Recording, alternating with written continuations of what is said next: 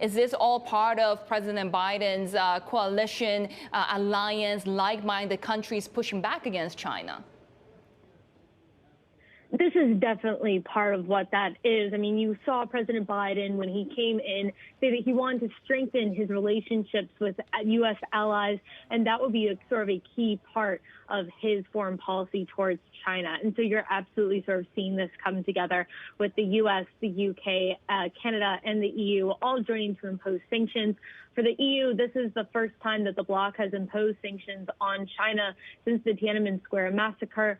The U.S. and Canada sort of mirrored the EU's actions, and these moves come about a week after, remember, the U.S. and China met in Alaska for talks that wound up being fairly contentious in public. Yeah, and of course, human rights was repeatedly addressed by Antony Blinken going into those talks. We kind of look at those talks as an airing of grievances. Does this development make it even harder for Beijing and Washington to get back to the negotiating table when it comes to finding these areas for compromise and collaboration?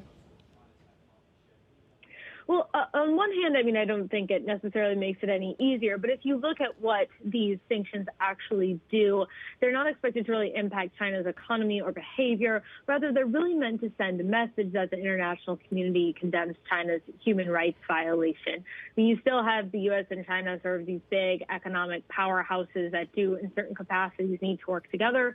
You've also seen the U.S. and China continue things such as their trade agreements and generally sort of working on some sort of the big picture items, even as for this past year you have seen this sort of tit for tat blocking of sanctions, sort of other smaller measures sort of meant to chastise Beijing to Washington and then Washington to Beijing.